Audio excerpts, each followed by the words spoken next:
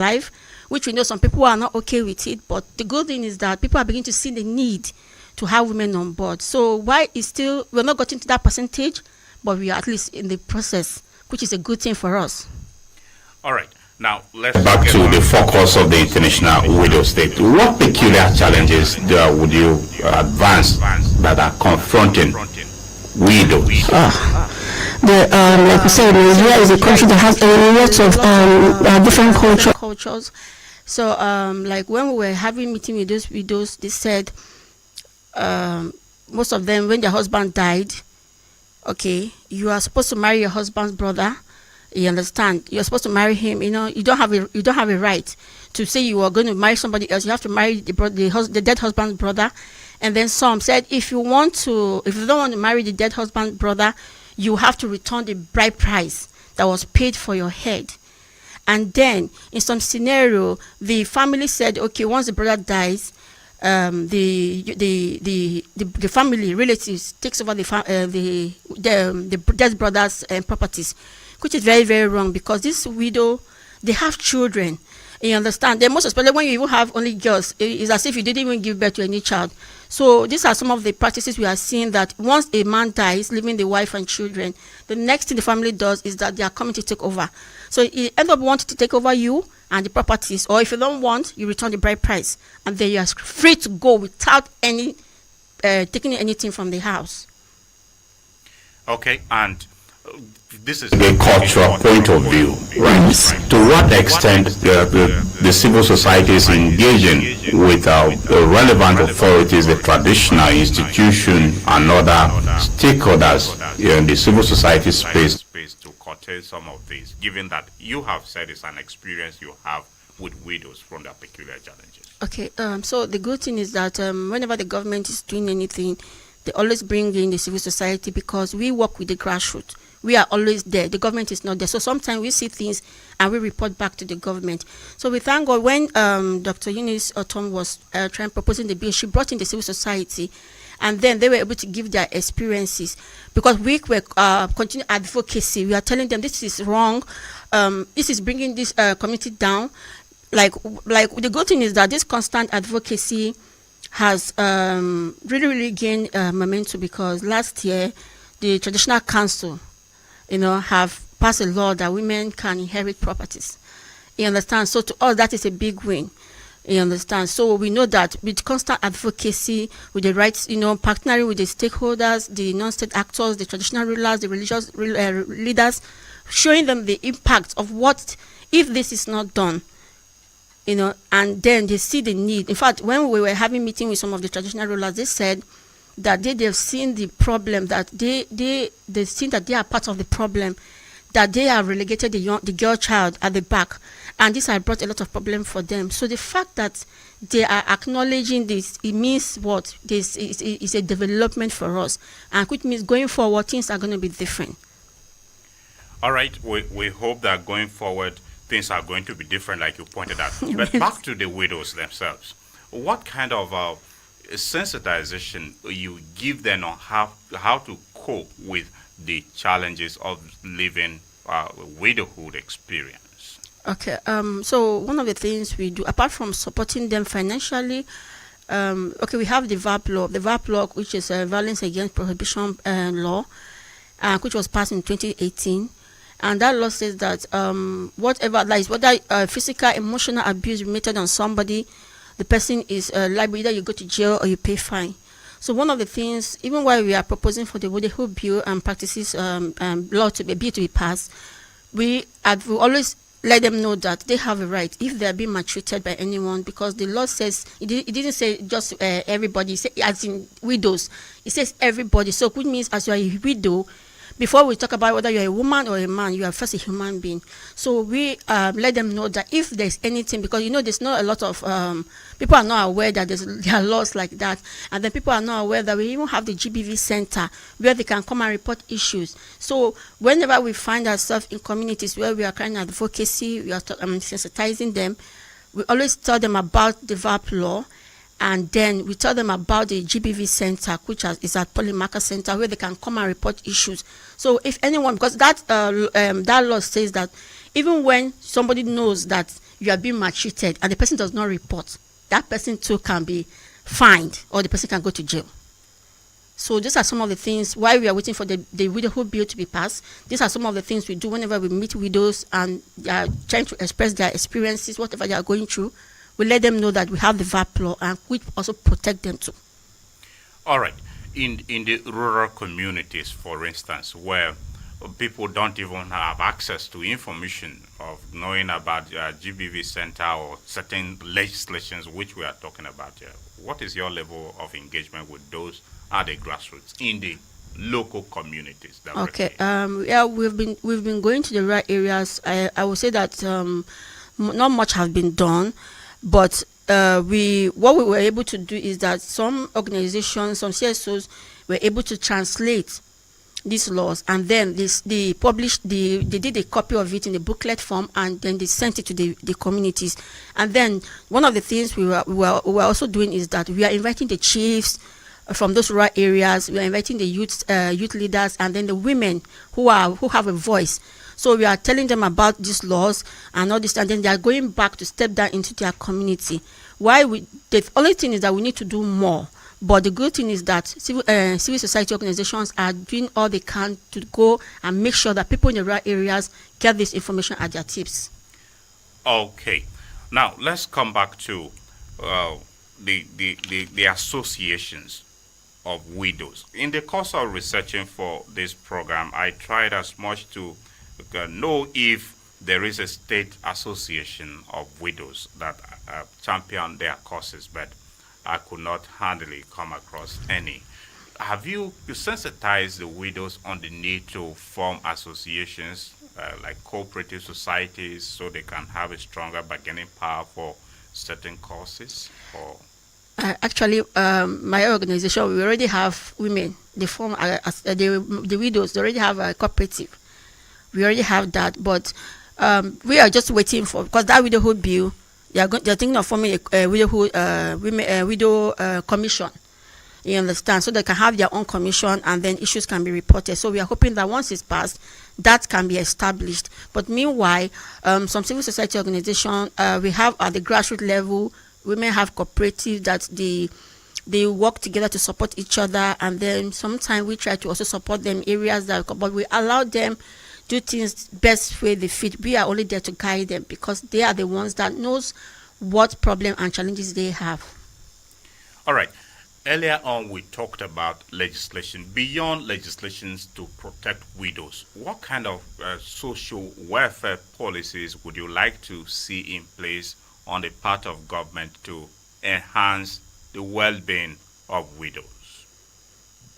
Okay, so what we would love to see the government do is that to make sure that, first of all, when this crime or whatever, the perpetrators of all this evil against the widows happens, the government should ensure that the women are protected. Because first of all, if someone is going through such harmful practices, what they should be maybe a kind of a shelter where these women can be moved from that environment. Because most of the time where they have issues like that and they are not moved from that area to protect them, it seems as if they are going back to that problem that they are trying to address. Then in the end, it looks as if nothing is being done.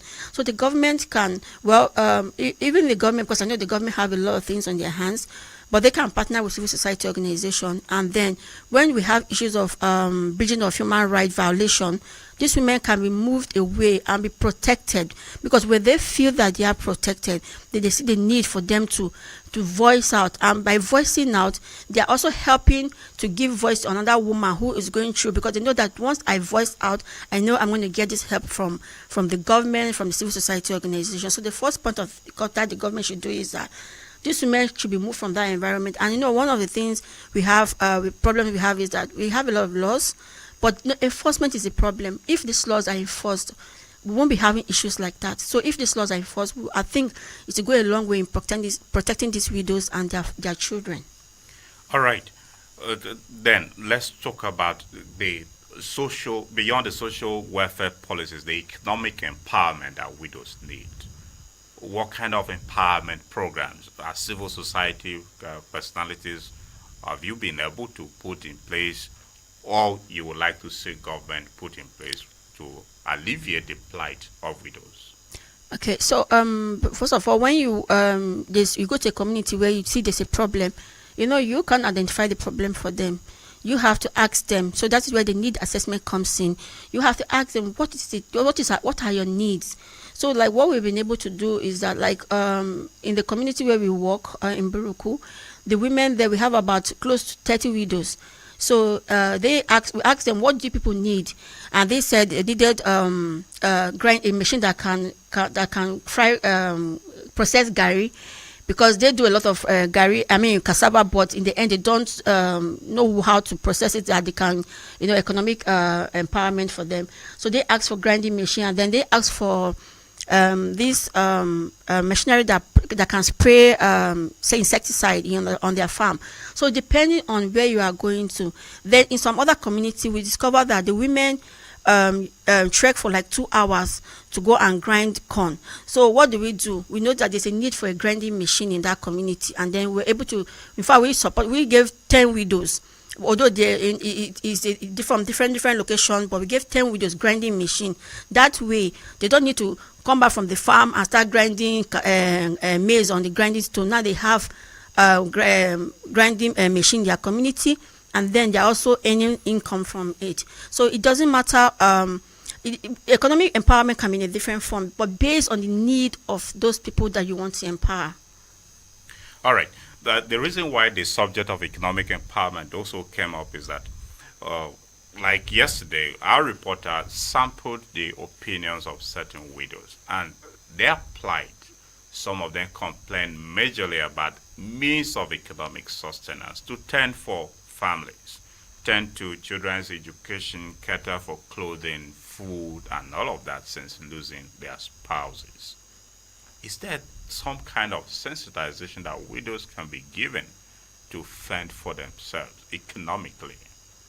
Okay, so maybe if we're able to get those widows, we'll ask them, because like I said, it depends on if we want economic empowerment. It's not everybody you can give cash that they can sustain in business. There's some people that you just need to buy that all that they need, and they can start their business. So if we're able to see those widows, meet with them and discuss with them, then we can now know what they need. Because some person may say, I'm good in tailoring. Someone can say, I'm good in provision. Someone can say, I'm good in farming. So, and then that way we can answer, okay, fine, we can get this for you, we can get that for you. So that is basically how we can, if we're able to meet them, we're able to get to meet them, we can then see how we can support those widows. It's okay. Dear listener, in case you are just tuning in, you are listening to Perspectives on Agate Radio 95.5 Star FM Makudi. We are discussing the International Widows Day, which was marked yesterday as declared by the United Nations for the 23rd of June every year. And our discussant here in the studio, I have with me the Executive Director, House of Hikea Foundation, Dorothy Akende, and we are also later on will be joined by a civil society personality who has worked with widows extensively, Tine Ageno, will join us virtually. And if this is your first time tuning into the program, be informed that it's an audience participatory program. You can call in on 0814 335 9292, 0814 335 9292. We'll start taking calls at 10 o'clock on the program.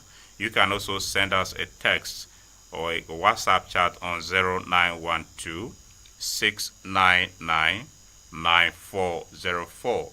The line for text messages and WhatsApp chats is 0912 699 9404. You can also listen to us by logging onto our website on www.agetradiotv.com and also on our social media platforms. We have now been joined virtually by a civil society. Hello. Oh, we lost connection with Tina again, but we'll try to re-establish connection with him again.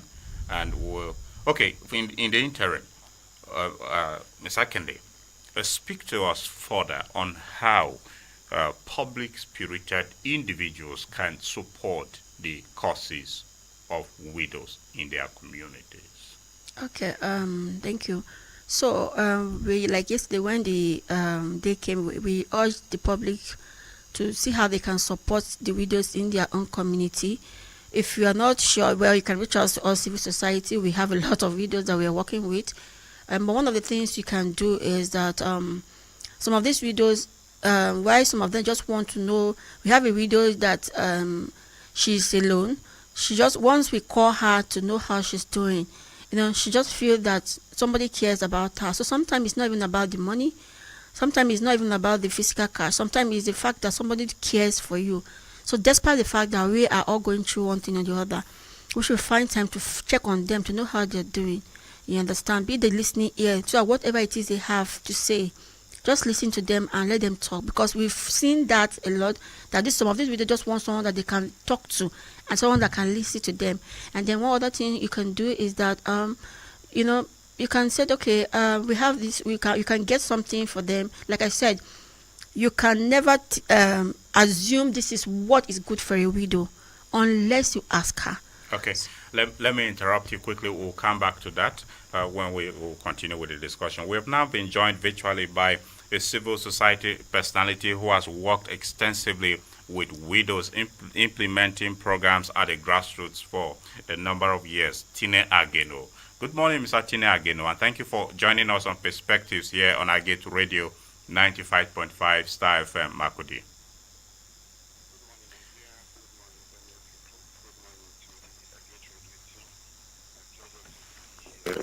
Oh, good to have you join us.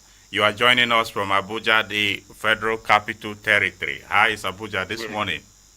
Abuja is fine. It's been raining all through. We thank God for the rain. Trusting that we can have bumper harvest, food security, especially for women, and especially for the women who are widows who are rural farmers. Oh, that's interesting. It does appear the North Central, based on the NIMET prediction, may be experiencing rains that during this week. We also had refreshing showers in Makudi this morning. All right. Yesterday was International Widows Day, Mr. Tine Ageno. You have worked implementing programs for these categories of persons at the rural communities for several years. Speak to us about the significance of this day. Okay, so the United Nations, via a resolution, designated June 23rd as the International Day for Widows in the year 2011.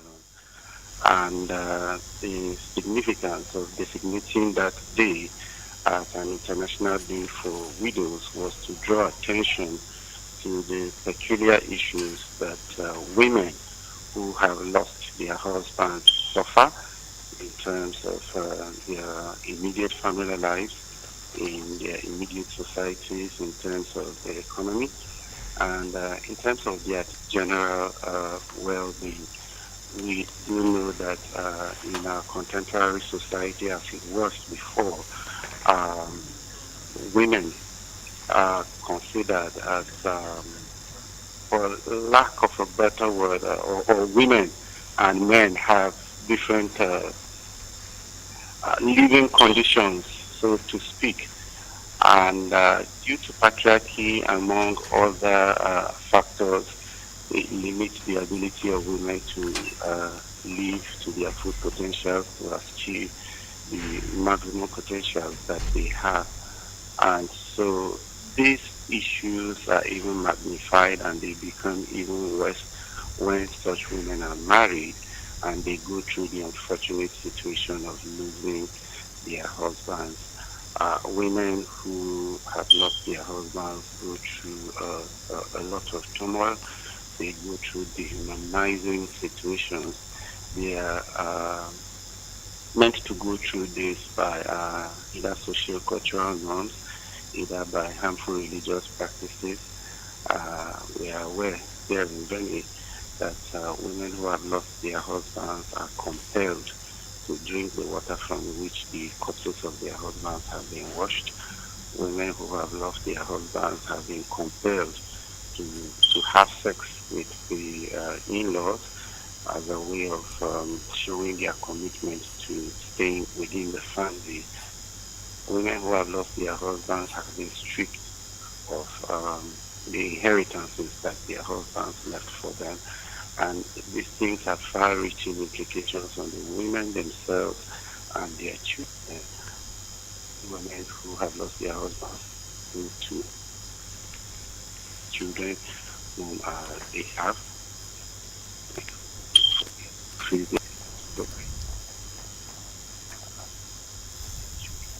And all these issues come together to get the conditions for these widows and their children, and many other challenges that come with it are evident in the issues that affect widows. Oh, okay. You are beyond the day, the significance of the day. You went as far as pointing out some of the harmful practices, widowhood practices, widows experience. But I would like you to speak to us more, especially situating it in the context of this year's theme for the day, which is accelerating the achievement of gender equality. Women who are widows, do they actually face situations that gives them a sense of gender equality? Okay, like I mentioned earlier, women are, as compared to men, are seen as, like I said, second-class citizens in a way, which is not supposed to be, because men and women were made equal. And so, but society socializes men and women into believing that men are superior as compared to women. And because of the power relations that have been in existence since time immemorial, men have the tendency of having more economic power, more social leverages that give them some sense of control over women to some reasonable extent, which should not be if we are discussing in terms of equality. And these issues become even worse when women are widowed by the loss of their husbands.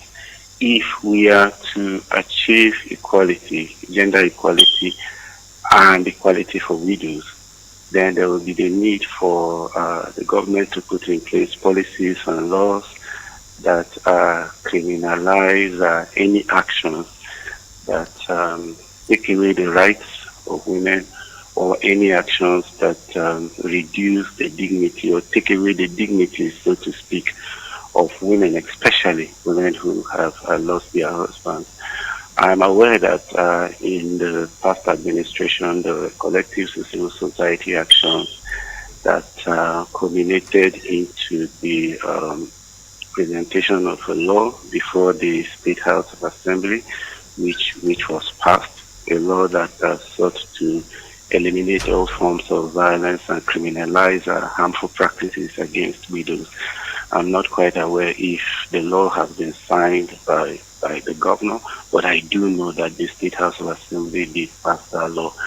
I am also aware that there are other laws which have been passed and assented to by the state government, such as the Violence Against Persons Prohibition Act, which criminalize any actions that take away the dignities of persons, including widows. And so if we are able to strengthen the implementation of this law, then we will be getting to that point where the rights of persons are protected, especially the rights of widows, who are amongst a marginalized group of women. And there is also the need for awareness raising among the public to understand the plight of widows, to understand the challenges that are faced by widows in our everyday living. And when people are aware of the challenges faced by this class of women, then they are better able to put in place systems that support them to attain equitable living within the society. There are quite a number of actions, other actions beyond the strengthening of the implementation of policies and awareness that can support widows or can support in the attainment of equitable living for widows. But I have chosen to speak to these two key ones, which are the strengthening of policies and then awareness raising among the public, because I do believe that with massive awareness raising, it leads to a change in knowledge, which can also translate to a change in attitude amongst the public. And so these two actions are critical in achieving equitable living for widows within our society. Oh, okay. Mr. Tine, when you mentioned a strengthening of policies, from your implementing programs, especially at the grassroots, what kind of social protection policies would you like to see in place to enhance the well-being of widows, especially those at the grassroots?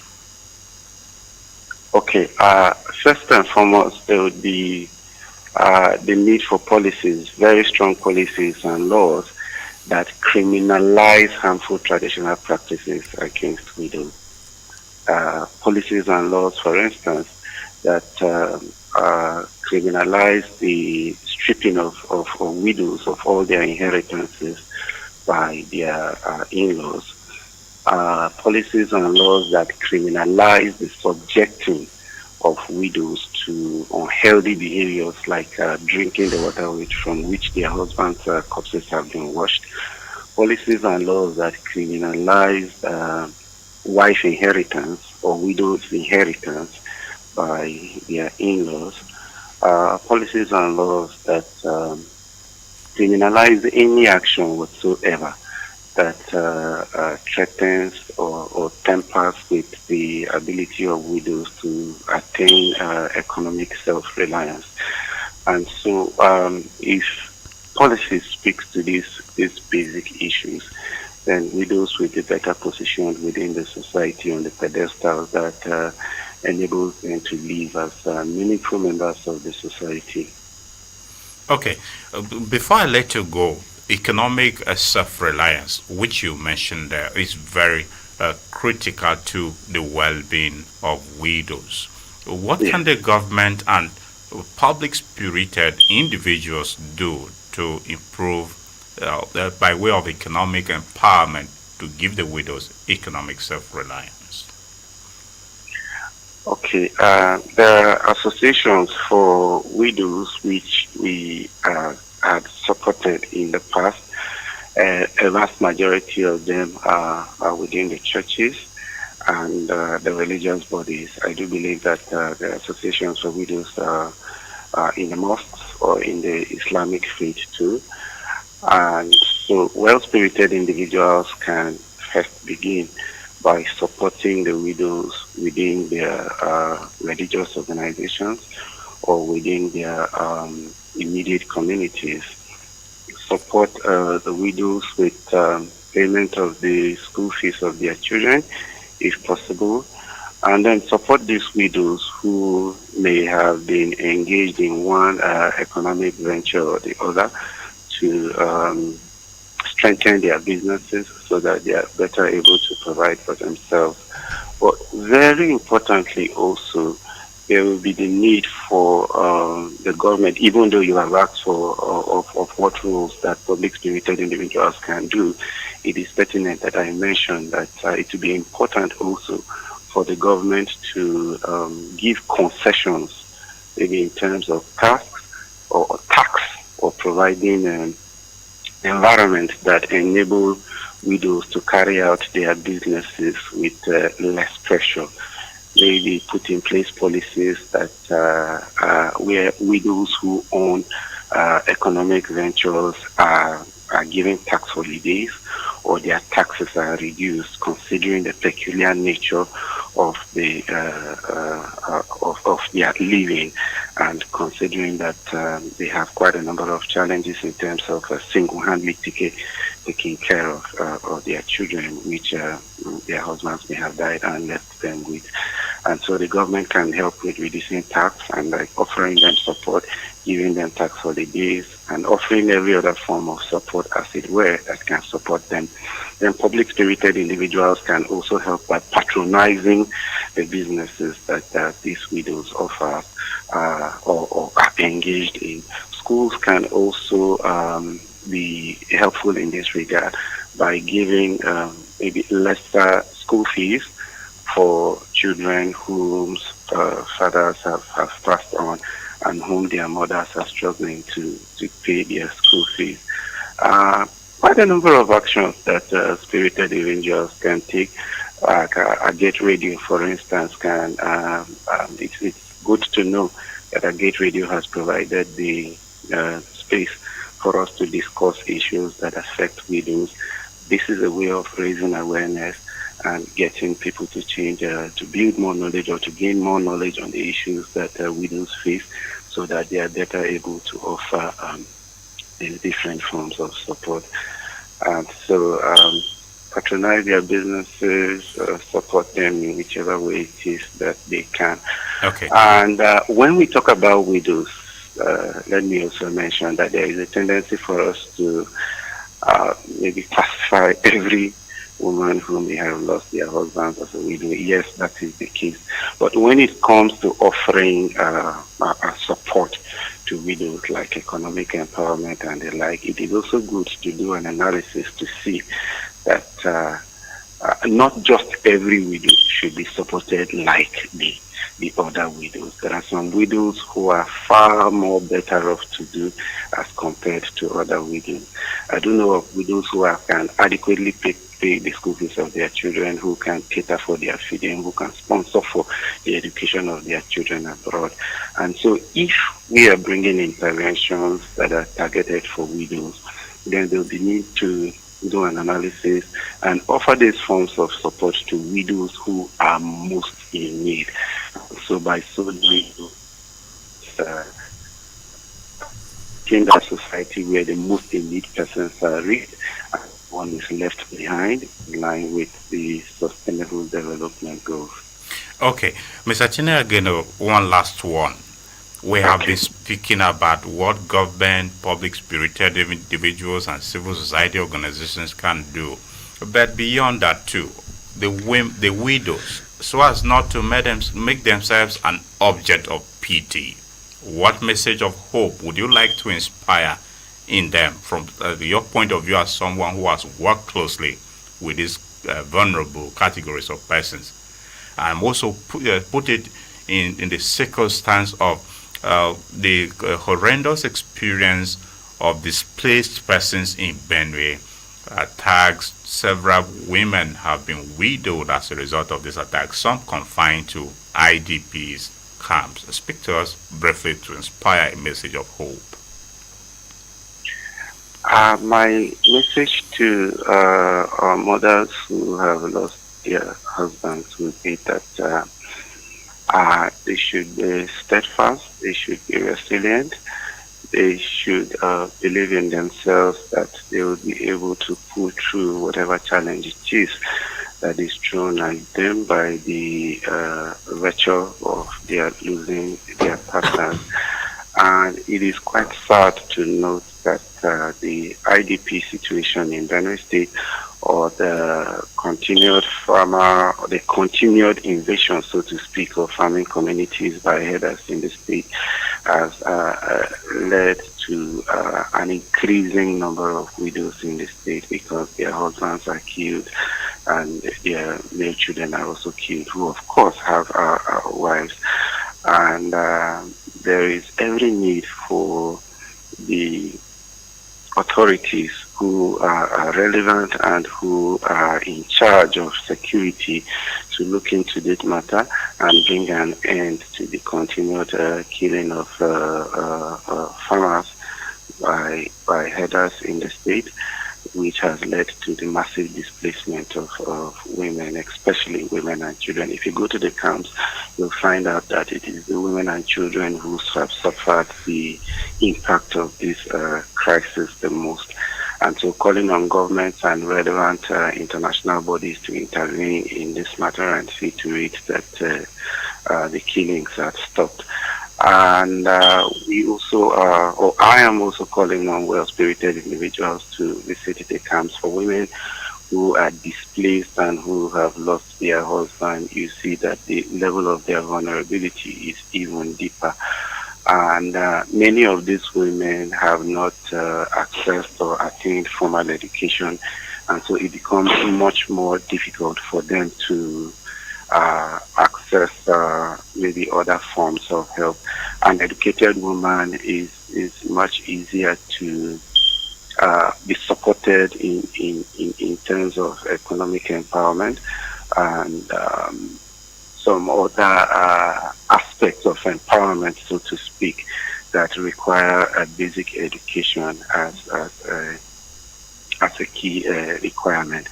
And so there is a need for widows who have been displaced to be given access to a basic education so that they are better able to read and write, and they are better able to engage with customers. They are better able to learn modern financial management approaches.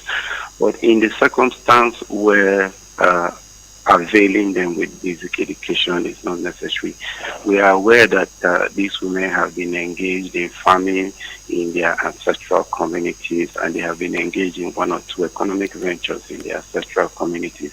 Even though this has been disrupted, these same women can be given different forms of empowerment that are suited to the context within which they are now. I say this because when you go to the IDP camps, the empowerment programs that women in the camps have been exposed to, but some of them are not well suited within this context, because you may find out that up to maybe there are 100 widows within a particular IDP camp, and 50 of them are trained on the making of maybe reusable sanitary pads or soap. And so if 50 of them are going to be selling this soap, then how many of them within that particular camp will be customers who will purchase? And how sustainable will that economic empowerment initiative be? And so this also calls for civil society organizations and philanthropists to do deeper needs assessments on the peculiar needs of the widows in the IDP camps and on the economic empowerment initiatives that are sustainable and that can provide sustainable, adequate incomes for these women to be able to take care of themselves and their families. It will not just be okay to go invest money in an economic empowerment initiative within an IDP camp just because you want to help. You will have to do an assessment to see to it that whatever support it is that you're bringing for these women is well suited to their context and to their needs, and which can provide them sustainable incomes that can help them to rise out of poverty. Tina Ageno is a civil society person who has worked implementing programs for widows in the rural communities for several years. We thank you very much for sharing your thoughts with us on Perspectives, Mr. Ageno. My pleasure. Thank you. Thank you. Have a great day. Okay. Wishing you soon. Thank you. Bye. All right, we've been speaking with Mr. Tina Ageno, who joined us virtually from Abuja, the Federal Capital Territory. He is a civil society person who has worked implementing policies for widows at the grassroots, and he shared his thoughts with us on the program. We appreciate him very deeply. Back to our guest here in the studio, Dorothy Akende. Before, Tina has raised a series of issues which I know you may also want to comment briefly on. But let's go back to the initial thoughts, which was exactly a part of what he concluded with philanthropists and public-spirited individuals, which we were talking about, and then later on we can engage on the other issues as we go along. So continue your thoughts on how public-spirited persons can also intervene in the challenge of widows. Okay, I want to really appreciate Tine for that, for bringing out all the issues and then finding the solution. And so, like he also said, we need to like philanthropy can pay school fee, but at the same time he also said it's not everybody and not all of these widows that need the financial support. And also I'm just going to add that like we talk about the deep analysis assessment analysis that needs to be done, and then the philanthropists, like he mentioned, they can reach out to registration like yours, that you're addressing these issues, and then see how your own, because you said you've already done research, you understand, your people did research, and then we can see how they can support these widows. And we also have the cooperative, and so maybe through the cooperative we can help women access loan, like, or training, financial training, like he also mentioned.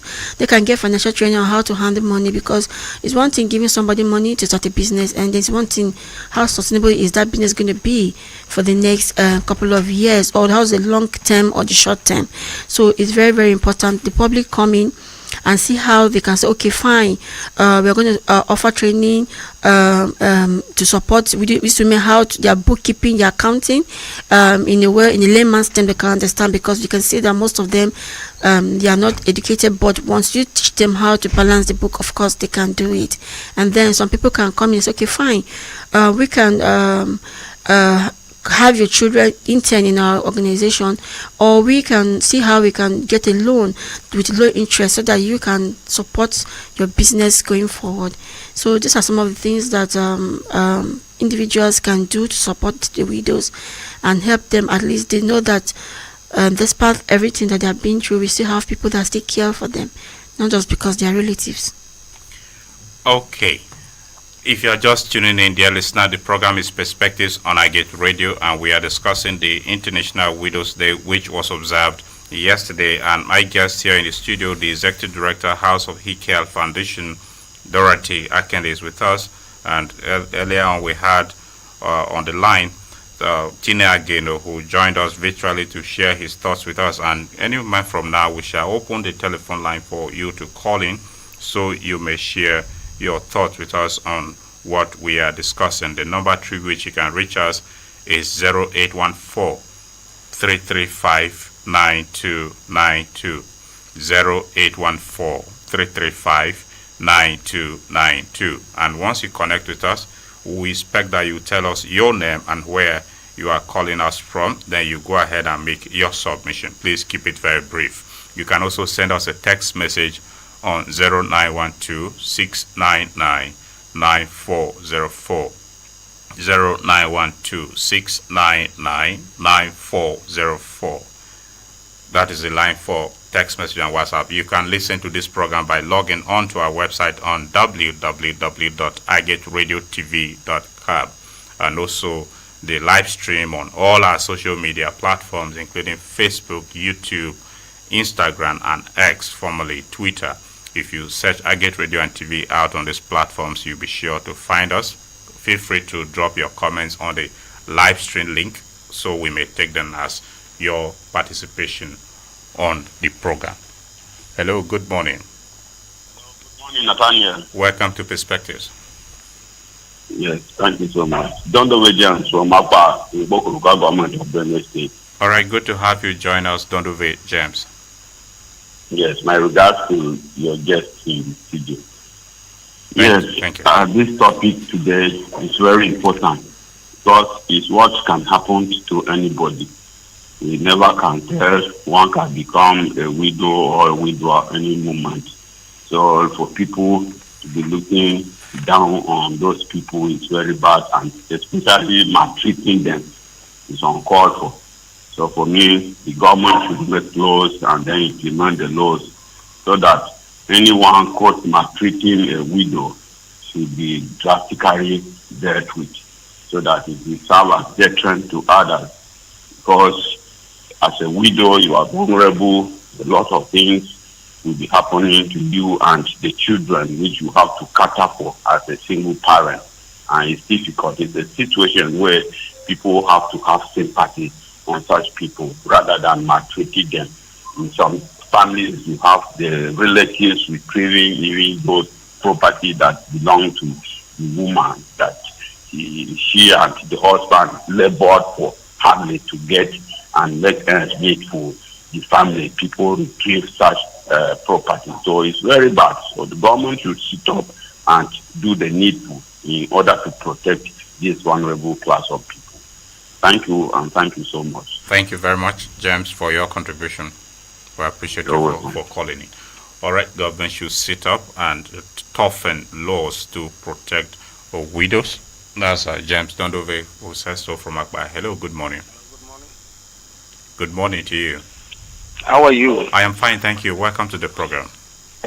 My name is Michael Toran.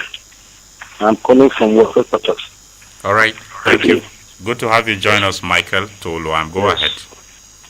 I want to add a voice to what happens. All the contributors have said. You see, our society is a very bad place for widows. I am so angry this morning when you introduce the topic, because the way they treat our widows, even the government, is very, very bad.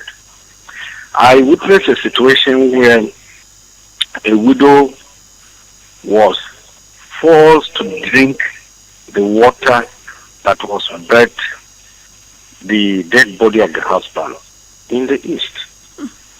I was so shocked, very, very shocked. That day I couldn't do anything because of the shock I got. So I want the government, religious bodies, traditional rulers to have a law that will be implemented to protect the widows from this harsh treatment from the kinsmen of the husband. It's very bad. They are human beings, but if you see the way they treat these people, is very, very bad. So I sympathize with them on this day of widow. Is it widowhood or what? So that is my thing. Thank you. All right, thank you very much, Michael Toluam, for sharing that experience with us. And please, the essence of the program is to find solution. So don't be angry with what we are discussing. But that speaks to the horrible experience, Dorothy. You said, I'm sure you would like to comment on this. Yeah, I really appreciate the second caller for that, because what I said is because it's we the women that perpetrate this kind of harmful practices, because from the south when they said once your husband dies you cannot marry, the men saw that no, this is not going to be good for us. You understand? Do you know that it was the women that were saying no? They were still insisting that no, that law must stand, while the men were okay, let us be flexible about it. So when he mentioned that the woman was giving the water of her dead husband to drink, I just know, because I've seen it's women that perpetrate all these things. So it's very, very bad, because while we are still trying to fight for women to have a voice, to have a place, then we are the ones that are perpetrating this same kind of acts, which is really, really sad. So like he said, apart from implementing laws, it should be enforced, so that when you are caught, in fact, you should face a very, very big fine, because somebody is already in pain mourning, and then you are not giving the person the water of the dead husband to drink. I don't think there's nothing as gross, worse human right violation as that. All right. So, of course, some of our contributors are already calling for laws, and in the course of our discussion, you and Tina were not too sure if the law against such practices is assented to in the state. But our fact check just revealed to me now that the law to establish Benue State Widows Commission and to prohibit harmful cultural practices against widows and protect them from exploitative acts, punish offenders, and for related purposes was actually assented to. It has been signed into law by the immediate past administration led by former Governor Samuel Otom on May 26 last year. He actually signed that law, which was passed by the State Assembly. So for us here in Benue, it means there is a law in place. So what kind of sensitization civil society organizations like yours are doing to make the people aware of the consequences of these? Okay, so like we, it's very funny. We were in IDP camp last year, towards the end of last year, and then we were talking about this issue. And then some of the men who were still alive were like, it seems as if we are trying to remove their wives from their home. We said no. We are only telling them to know about their rights. To know these are the laws that government have put in place. So we are not trying to separate you or remove your wife from your home or anything. And then so some of them now knew that there's something like this. And then some of the cases that was brought to GBV that we will refer to the Ministry of Women Affairs. When we let them about the law, they'll be like, oh, we didn't know something like this existing. So which means what?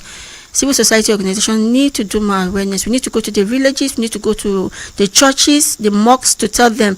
I remember they said it was passed last year, I didn't know, and thank God that your fact check came out that has been passed. So we need to do more awareness. Why we are doing everybody, like it doesn't have to be civil society organization. Once you know you can read and write and you are aware that this exists, you need to tell people in your neighborhood, you need to tell people who are around you, and you understand. So it's a responsibility of every one of us who is aware to be able to sensitize people in our community. Okay. Good morning. Good morning. Welcome to the program. Yes, Emeka Anyot from North Bank, Makodi. All right, good to have you join us. Yes, you see, this widow of a thing you have brought up is something that touches almost everybody. And if you are maltreating a widow or a widower, you forget that one day it will become your own turn.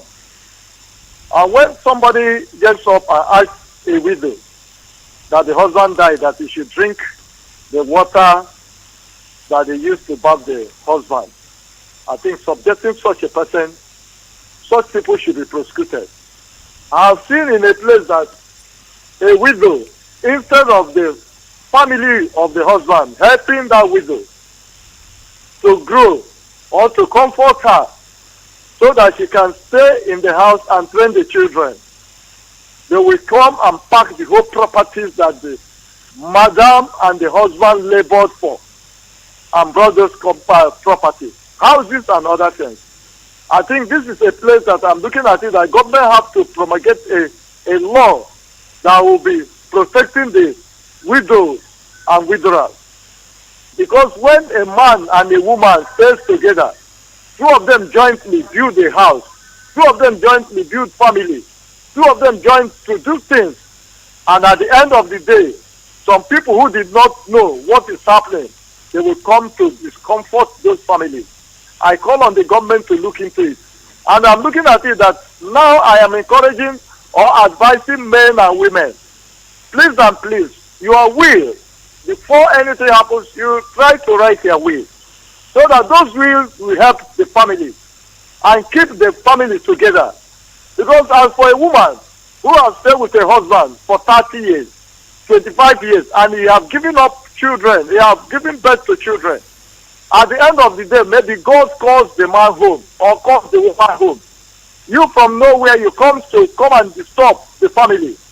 How will the woman or the man train those children? Then you say it is because it is my brother's property. And at the end of the day, you will make the children, you will not even train the children, you will not do anything for the children, but you will consume the properties of your brother.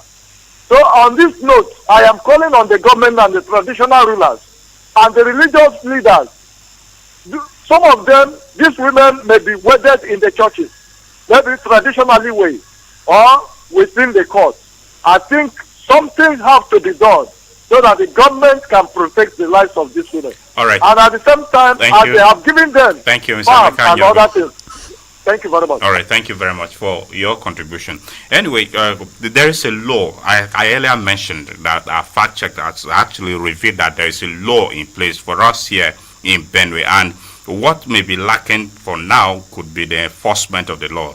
I'd like to reiterate again that the law is Christian, the law to establish Benue State Widows Commission and to prohibit harmful cultural practices against widows, protect them from exploitative acts, punish offenders, and for related purposes, which was assented to on May 26 last year. That's 2023. We're in 2024 now. It was assented to by the then administration led by former Governor Samuel Otona. Part of the provisions of that law, it is viewed that in cases such like a widow is likened to being a property to be inherited by relations, the law prohibits that.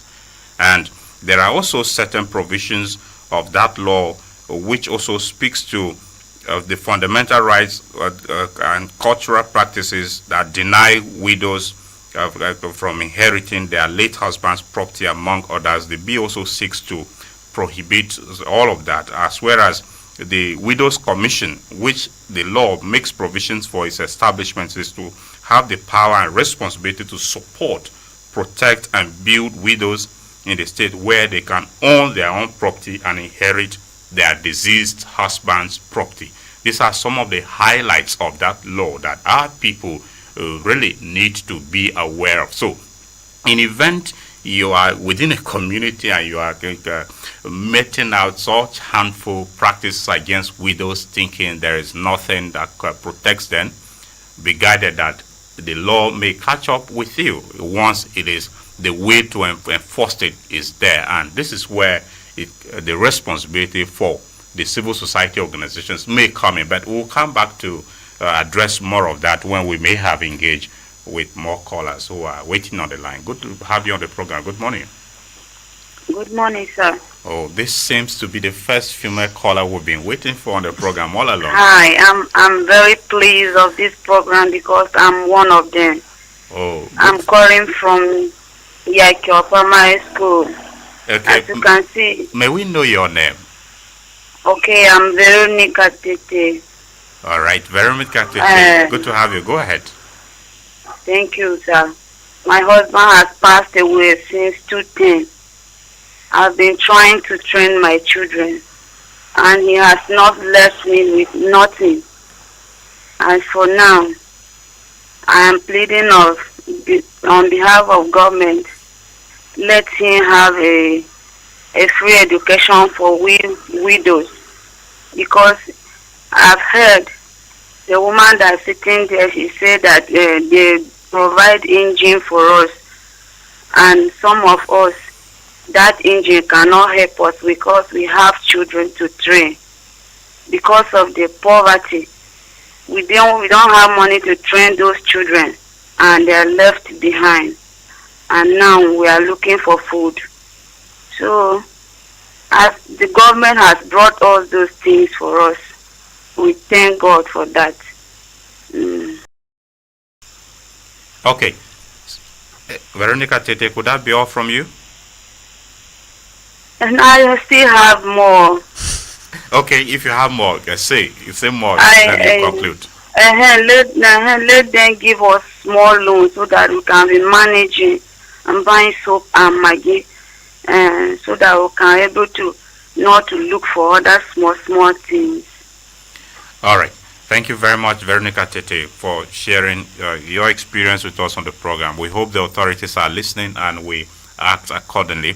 For such request, free education should be given for children of widows and stuff. Hello, good morning.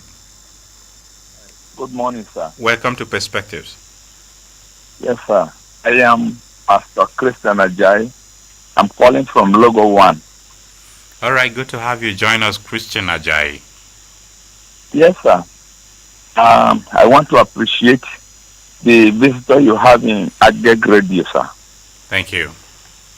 Thank you. When I was ordained as a pastor, I discovered that the real religion is to look after widows and orphans. I therefore go down to open these associations of widows and orphans in my village and also in some other locality. I have done that in 3 places. And I discovered a lot of things with this. They are suffering. They are suffering. There's nobody to scatter for them. So sometimes I will leave some people to go and help them. I've taken some NGO, free medical outreach, to go and help them.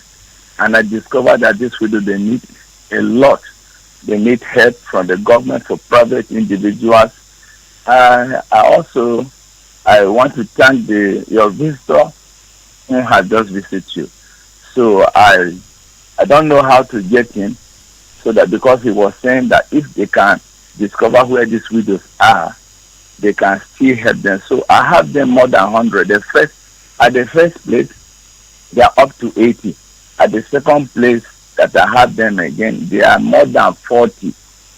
At the third place, they are about 50. So if I can get her number and then introduce her to them, let us see that we can try to help them. That is my contribution, sir. God bless all of you. Thank you very much, Christian Ajayi, for calling me. We appreciate you. Thank you for sharing Yes, your experience, and of course, keep up the good work you are doing. Thank you. Yes. The discussants will reach you if she is inclined to do so. Thank you very much. Okay, sir. All right. Thank you. All right. The line is still open. You can call in on 0814-335-9292. 0814-335-9292. If you are not able to connect because of the several people who are making efforts to reach us at the same time, you can simply send us a text or a text or a WhatsApp chat to 0912-699-9404, 0912-699-9404, and you may log on to our website on www.agetradiotv.com to also listen to the program live. Hello, good morning. Hello. Good morning. Oh, we lost connection with our caller. Let's try to reestablish. Hello, good morning. Hello. Oh, it does appear there seems to be a glitch. Okay, Mr. Kende, I am back. I am with you now, and this time around, let's talk about the impact of this commission. Now that we have clearly established that there is a law in place which also makes provision for the establishment of Widows Commission. For instance, let me read just a portion of what is specified to be part of the duties of that commission. It shall be the duty of the commission to, among others, coordinate and monitor the implementation of widows programs and activities, initiate and support measures which shall enhance the welfare of widows, assist widows by providing support services, create awareness and sensitization of widows on the protection of their rights under the subsisting widows protection law in the state, support international efforts and advocacy to uphold and expand the rights of widows as enshrined in the international laws and conventions, evaluate the impact of the commission on the plight of widows, and make appropriate recommendations to the Benue State government. Quite elaborate functions there. Let's come back shortly. Okay, we still lost connection with that caller. So, what is the imperative of this commission now than ever before to get it established, especially that you can one of the widows who was the person who introduced herself as being a widow, part of the functions of this commission are covered. What kind of impact would this commission create if this established as the law provides?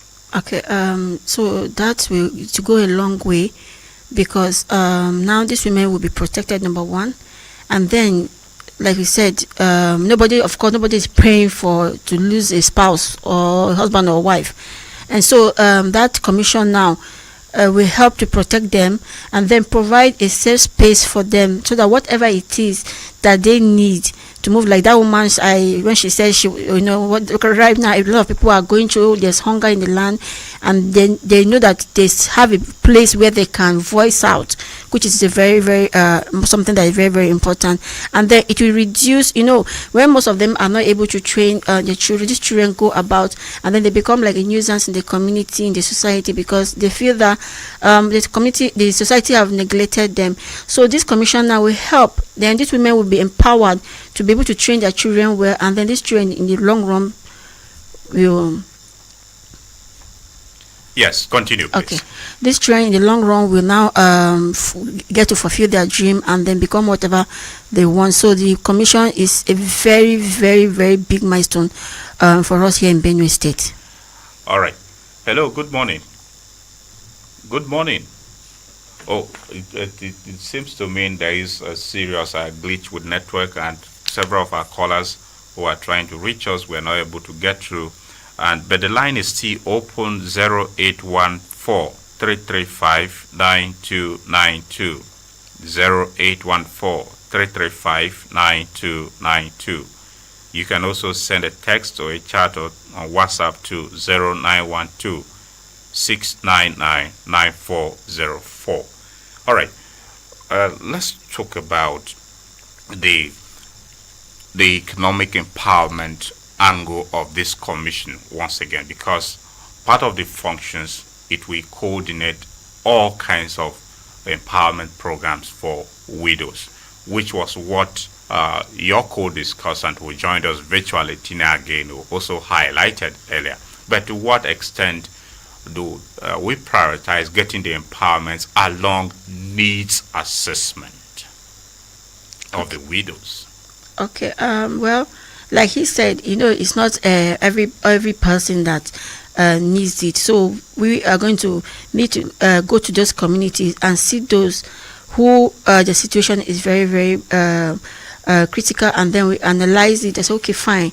If we do this, it will go a long way for this particular family. Of course, we are not going to neglect all, but we know that some can do better than some others. So we are going to, based on that analysis and then assessment, see how we can now support the women who need this economy empowerment, and then also working with the churches, you understand, the religious organization, because we know that some of them belong to churches, and from there we are able to narrow down how we provide. The government is going to be providing support for such women who needs them.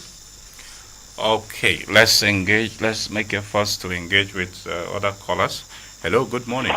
Good morning, sir. Morning to you. Welcome to Perspectives. Thank you, sir. My name is Igba Elizabeth. I'm calling from Masi. Where is local government? All right, Igba Elizabeth, good to have you join us on the program. Go ahead, please. Somebody called. I was saying something about free medical outreach. Am I right? Okay, free medical outreach. Not on our program for now, but we are discussing International Widows Day. I'm talking concerning the issue of widows. Okay, go ahead. Just share your thoughts. Let's hear you. My own suggestion is that some of us were widows, but we have been trying, but it's not easy.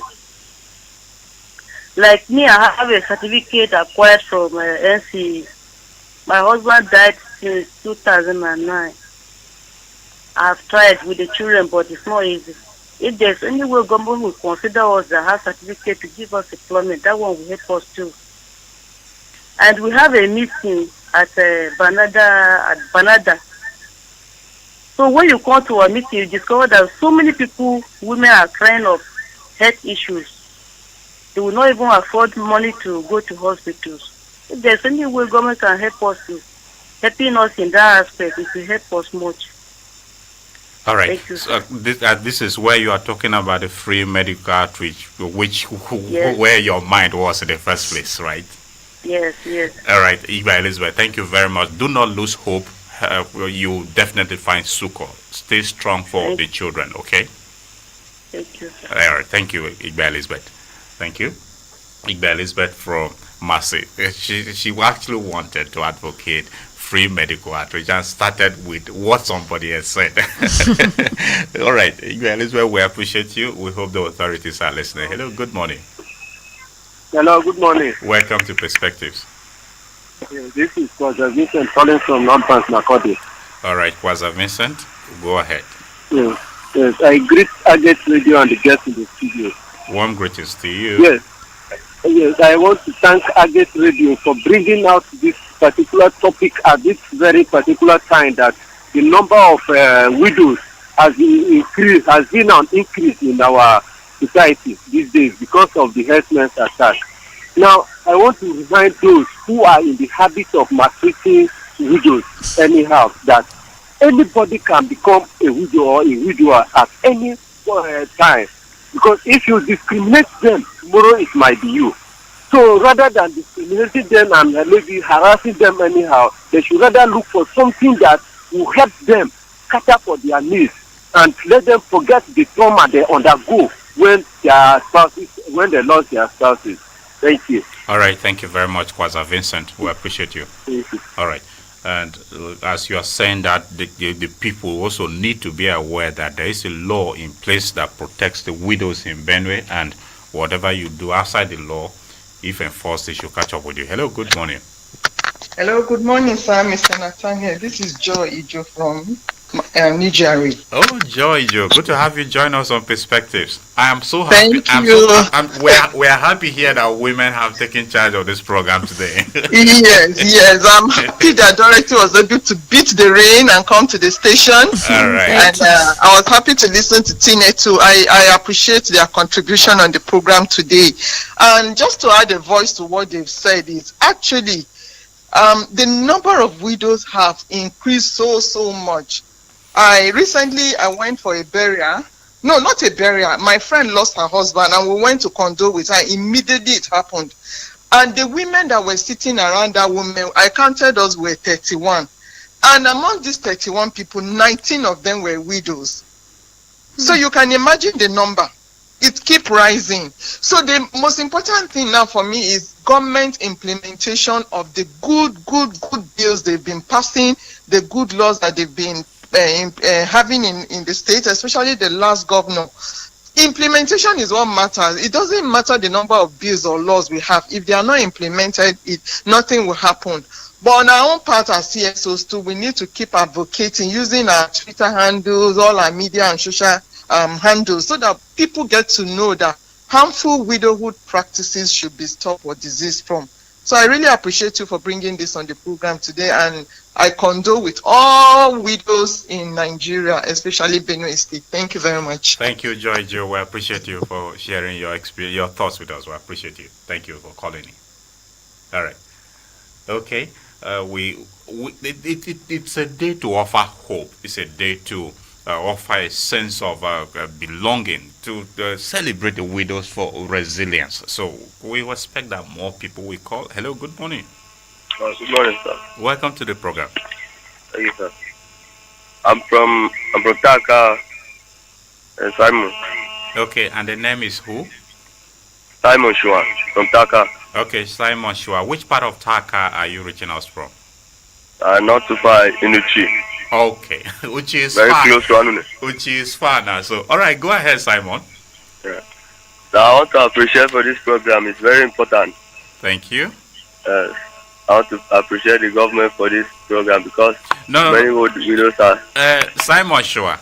So, the government did not sponsor this program. This is Agate Radio program initiative entirely. So when you say you want to appreciate government, please do not deny Agate Radio its appreciation. Oh, it's true. I appreciate Agate Radio for that. All right. Go ahead, Simon. Because in our place here, as you can see, there are many widows that are suffering, especially those headmen. Oh, Simon, are you there? Oh, really? That's quite unfortunate. Simon, the line is still open. Endeavor to call back so we can hear from you. 0814-335-9292. 0814-335-9292. If you are not able to get to connect on the line again, please send a text or a chat to 0912-699-9404. 0912-699-9404. We're really interested to hear what Simon. Let's hope it's Simon trying to get back to us again. Hello, Simon. Good morning. Hello. Good morning. Good morning, sir. Oh, it's not Simon. Welcome to Perspective. Simon, I'm like Gabriel from Ojakwama. All right. Welcome, Mother Gabriel. How is Ojakwama this morning? Ojakwama is fine. All right. And my regards to the guest in the house here. Yes, my guest is not in here. Like they have been listening from the beginning. Many people are calling the federal government, state government for help, for making laws, not to help, for making laws to this interest. In fact, the way I look at it, law in Nigeria here, I'm not abusing it, it's not effective. So making laws, not even making the widows good at all. What I want people to do, taking care of the widow started from home, because there's no compound in this world that you can go without meeting any widow at all. And if you don't meet any of them, you see the relatives belonging to that compound that have widows. So widows all over, they are crying, like men crying. Talk less of widows who don't have anything to do. So my take is this: make the traditional rulers start their own from the compound, the rural areas itself. So it is there that we have numerous number of widows. Make them start their own care, taking the laws in their hand, making their own laws, traditional laws that can give any traditional person that violated the widow. All these people, if that they are making, death comes at any time if you like. If the child dies, the way to only take the care of the widow is to condole them, give them something to eat, so that they can even, if you just can forget it totally, they can forget part of it. All right. And then take for them. So what I want the people to do, let our laws start from the traditional land. Okay. All these things to be thank you. All right. Thank you, Ondachi Gabriel. Please give us that goat so that we can slaughter and celebrate this day to give away. That goat that is. All right. Thank you, Ondachi Gabriel, for calling in. Yeah. All right. Okay, let's take a few messages before we come back. This one from our WhatsApp box says, "Good morning to you and the guests. As we commemorate the International Widows Day, I find myself reflecting deeply on the challenges faced by widows, a cause that is profoundly personal to me. Growing up, I witnessed firsthand the struggles and injustices that widows in my family endured. These experiences have shaped my understanding and fueled my commitment to advocate their rights and well-being. For example, my mother was widowed for 26 years before she passed on." Oh, that's quite touching. This personal experience has given me a deep insight into the profound challenges widows face, challenges that are often compounded by cultural norms, legal barriers, and economic inequalities. As we mark the day yesterday, I urge policy makers and communities, individuals to join in advocating the rights of widows. Let us work together to create a more just and equitable world where widows are empowered to rebuild their lives and contribute meaningfully to society. Let us continue to work tirelessly until every widow receives the justice, dignity, and respect they deserve. From Ko Ephraim from Warfare Quarters in Makudi. Thank you very much, Ko, for sharing that touching experience with us. For your mom to be widowed 26 years before she later passed on, quite touching. We appreciate you for the thoughtfulness to inspire someone with that message by calling for some of those measures. Emeka Oji says, "Good morning to you, sir. My own contribution is to advise religious leaders to strongly preach against harmful widowhood practices. The word of Yahweh, our Elohim, is strongly against the maltreatment of widows and orphans. Please see Exodus chapter 22, verses 22 to 24. Ye shall not afflict any widow or fatherless child. If thou afflict them in any wise, and they cry out unto me, I will surely hear their cry, and my wrath shall wax hot, and I will kill you with a sword, and your wives shall be widows, and your children fatherless." Isaiah 1 verses 17. Learn to do well, seek judgment, relieve the oppressed, judge the fatherless, plead for the widow. James 1 verses 27. Pure religion and undefiled before Yahweh and the Father is this: to visit the fatherless and widows in their affliction, and to keep himself unspotted from the world. Thank you. All right. Meka Oji, you didn't tell us where you sent the message from, but we appreciate you for sharing those biblical texts with us, the scripture inspiration, and I hope those listening to us will also draw strength or some inspiration to know that it is also a biblical obligation to cater for the widows, to support them. All right, Dorothy, you have listened to some of our callers, the contributions they have made so far. What can you draw from it? As for instance, Igba Elizabeth, who called for employment, she said she has got an NCE certificate and is also advocating medical outreach for widows that sometimes they are sick and no help to even access Medicare. Before you speak to that, let me respond to a few more calls, then we'll come back to you. Hello, good morning. Hello, good morning, sir. Welcome to the program. My name is Andrew Adoga, calling from Yakio. Oh, good to have you join us, Andrew Adoga. Go ahead. I'm so much appreciate Agate Radio for this fine program. There's a good. Andrew, thank you so much for your kind words. We're encouraged. I have just an advice to give to some of the women that their husbands are still alive. Because death is inevitable. We don't know who will first go. But some of the women, the way they handle their husband, it frustrates them. In other way, it will result to hypertension. So I want to advise, when you have your own at home, you handle it or him with care. Because the one you have is better than the one that you don't even have. You don't even know the person. Some that wish to be the widow so that they'll be going about. The one you are having at home is far better than that one you are looking outside. So my advice is that stick to the one you have at home, so that you and your husband will build the family together. Your future will be bright. Thank you very much, and may God help us and Agate Radio in Jesus' name. Amen. Thank you, Andrew. We appreciate you. Thank you for calling in. All right. Dorothy, you were about to speak to us. Please go ahead.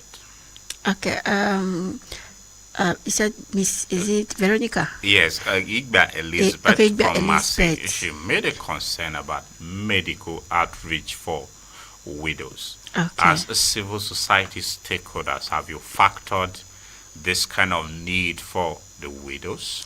We've been carrying out free medical. In fact, whenever we go to a community, the first set of people we always check is the widows, because our organization is really focused on empowering women. So maybe we are, because we've not gotten to their place, but what we normally do is that any community we are going for free medical outreach, the first people we make sure that they are checked are widows.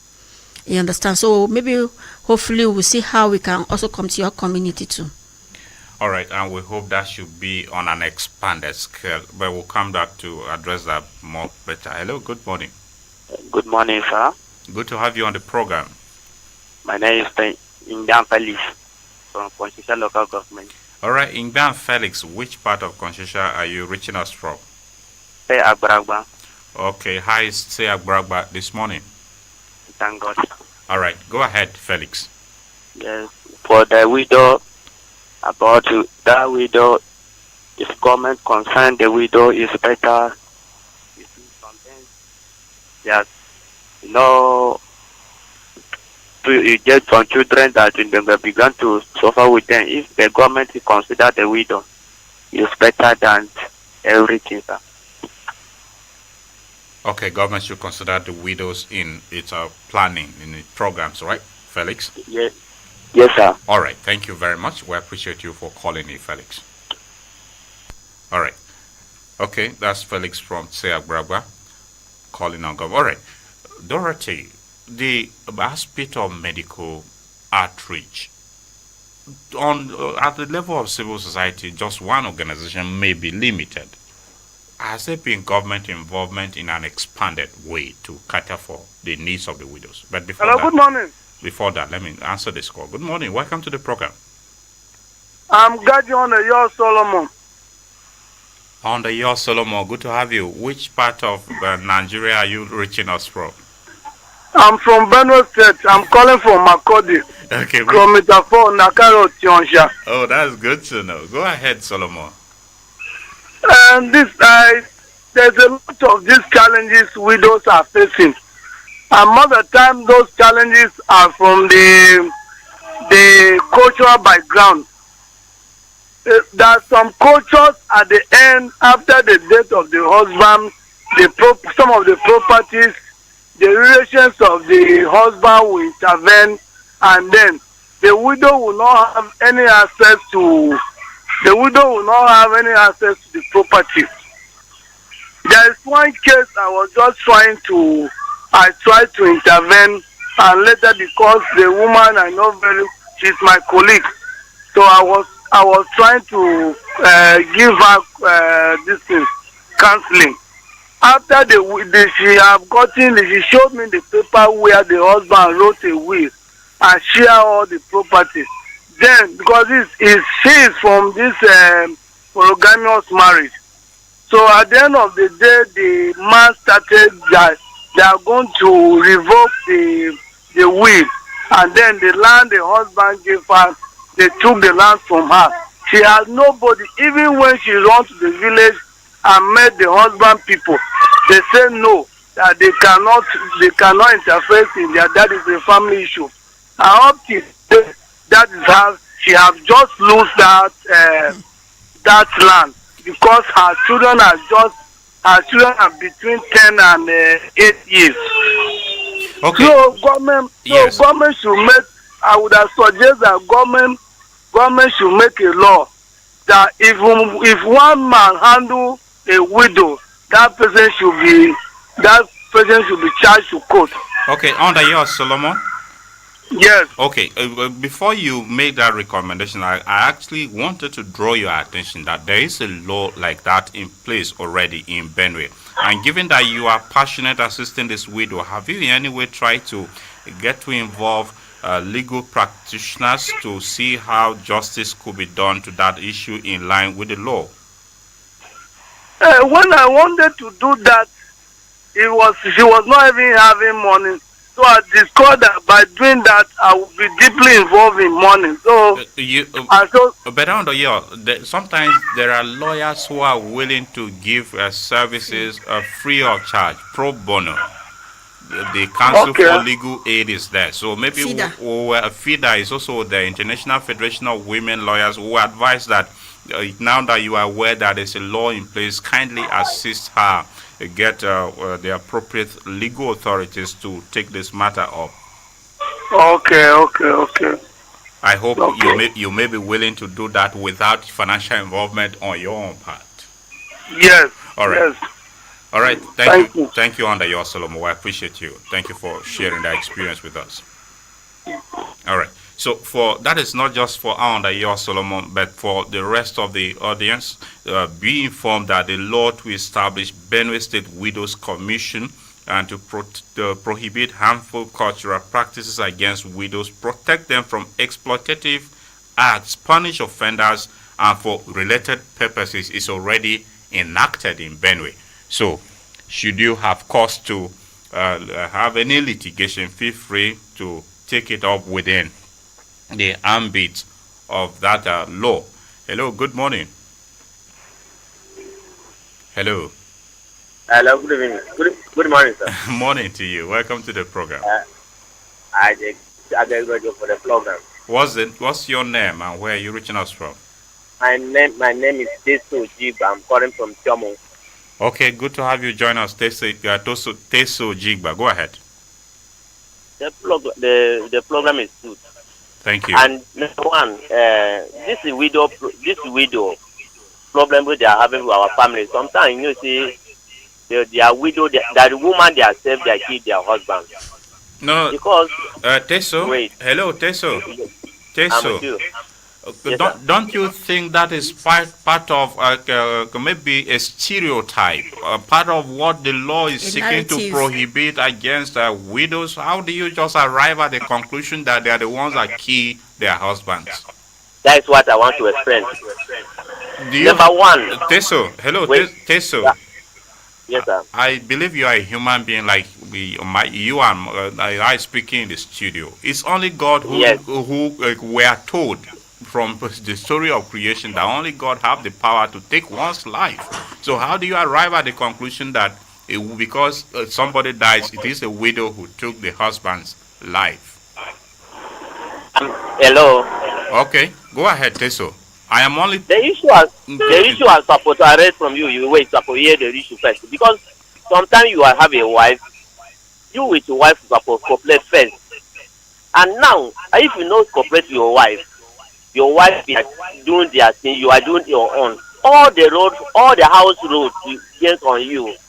You walk outside, come back, you still see anything. You walk outside, come back, you still see anything where your wife you are doing. You don't like it. So your man did not see arrest.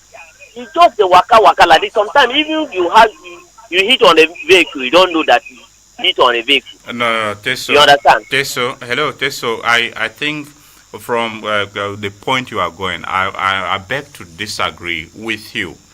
If one is ordained to die by any means, he or she will die, not necessarily anybody putting one into any circumstance. So I think the angle you are driving it is rather derogatory on the widows, and it doesn't speak to their plight. Oh, thank you, sir. Thank you, Teso. I'm so sorry. Well, that may be our last call on the program from Teso as we gradually draw our concluding thoughts. And Dorothy, I am back to you again on the issue of medical outreach. Has it been anyone who has sponsored on an expanded scale to get government and other international partners and donors involved to serve the needs of widows?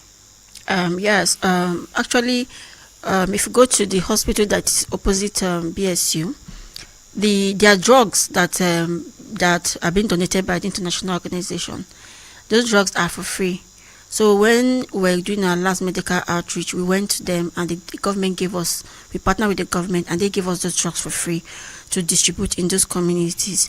So yes, if actually they say knowledge is power and apply knowledge is power. So when you want to do any medical outreach, it's good to go to all these hospitals because there are drugs that are donated that are just there for you to access, that you can use that for your medical outreach wherever you are going to. But the reason why it has we've not really been going it because of the insecurity in the state, and so we just want to make sure that the medical team we are going to be moving to those locations is safe for them to be able to carry out their duties. Okay, now for purpose of those listening to us, especially the plight of the vulnerable internally displaced persons, our callers and also Tina alluded to the fact that several or some of our women have been widowed as a result of the attacks on our people, some confined to the IDP camps. Any interventions you are targeting then in particular to give them succor? Yeah, in fact, we've been carrying an intervention, not just even in Benue. We've done it for the women who ran from Boko Haram to that in Abuja. So one of the things we also do is that we provide shelter for some of these women. You understand? When they refer to them, we provide shelter for them, we provide food, and then we try to give them a place so that they can, reintegrate back into the society, and then they start their lives. And then one other thing we're able to do also is that apart from carrying out sensitization about the law, and because a lot of exploitation is really going on in the camp, sexual exploitation, because people who are looking for food to eat and then they are being exploited for that. So we've been kind of advocacy, and then some of the women will see that the young girls, especially the young girls, because the mothers, some of them are giving their children out in marriages so that they can get food. In fact, we just rescued this year alone, we've rescued 6 girls who mothers gave them out because they needed food in the camp, and that they feel that by giving them out in marriages, they can be able to get food for them. And so one of the things we, apart from the sensitization about the harmful practices, we also see the women we can empower. We've empowered some of them, and some of them are actually doing very, very well. It's not all, and then because some of them said they can only farm. So what we were able to do is that we say, okay, if you can see where you can get a good farmland and rent, we will give you the money to rent and then the seedling so that you can start, because some of them, they say they can't go to school, they can't work, so it's just farming that they know it. So that's some of the things that we've been able to do. And then their daughters, like now one of them that ran away from the husband that she was forced, she's a 17-year-old girl, she's now learning. We asked her, what do you want to do? She said, I want to learn how to sew. So right now she's endowed with the father, the dad's uncle, and now she's learning how to sew, because we removed her away from the mother's place, and now she's learning how to sew. So these are some of the things that I've been doing for the women there. And then some of them, we have them in our shelter, that we are providing food and a form of support for them, so that what they can heal from the trauma experience of losing their spouse and then leaving their homes. Because I don't think anybody that is there is happy that you look at where they're sleeping, that you have your house and everything, and suddenly everything just changed because of the crisis situation. So these are some of the things that we've been able to do for those widows at the IDP camps. All right, one more message, then we'll come back and conclude. Good morning, Nathaniel and the guests in the house. My name is Abite Teso from Logo 1 in Makudi. Widows should be taken good care of. In most families, widows are denied of their rightful possession and no one cares for their needs. Mostly, these challenges come from farmlands, house, and many other issues. May proper laws should be made to channel to curtail the act. Okay, thank you, Teso, for your message, and that will be our last message also on the program. And Dorothy, as part of your concluding words, I didn't want to bring the traditional institution largely into the picture because, well, should we have had enough time, would have bring a traditional ruler on the program to also speak on what they are doing. But what can faith-based organizations do, as well as the traditional institution do to further protect our widows, especially from arising from the recent Chief Women's Summit, which the wife of our paramount ruler in Chiefland, the wife of the two chiefs, convened, and issues like this were also on the front burner of the discussion there. What can faith-based organizations as well as the traditional institutions do to strengthen? Okay, one of the things that we are encouraging faith-based organizations is that please, we should not try to hide what is going on because in the name of this person is my church member or this person is going to my mosque or anything. The truth of the matter is that when something is wrong, we should learn to protect the victim and not think that, because this person is in the position of power, I should protect this person and leave the other person, because that is the reason why these issues keep going on and on. So they should have a an officer, desk officer, who can handle issues like that.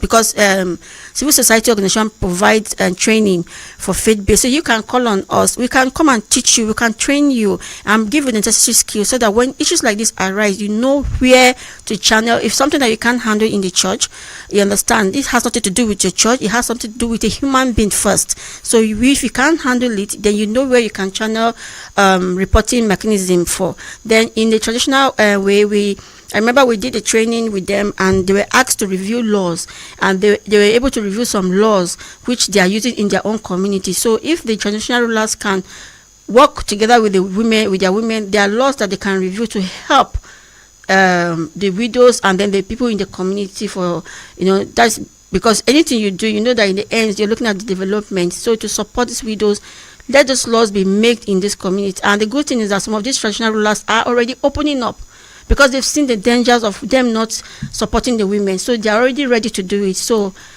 it's best that they review these laws and they come up with new laws that can protect these women in their own community. Okay, and that would be a fine place for us to leave it on today's edition of Perspectives, which we focused on the International Widows Day. The Executive Director, House of Hika Foundation, Dorothy Akande, joined us on the program and she shared thoughts with us. We appreciate you for coming on the program. Thank you so much. Earlier on, we had a civil society person who has implemented programs and policies in the grassroots with widows for several years, Tine Ageno, who shared his thoughts with us on the program virtually. We are grateful to him too. The program Perspectives will come your way again Wednesday with another edition. Do join us again. My name is Nathaniel Nongu. Have yourself a great week ahead, and remember to offer a sense of hope and succor to the widow in and around your community. Goodbye. I'll see you on Wednesday. Bye-bye. Bye.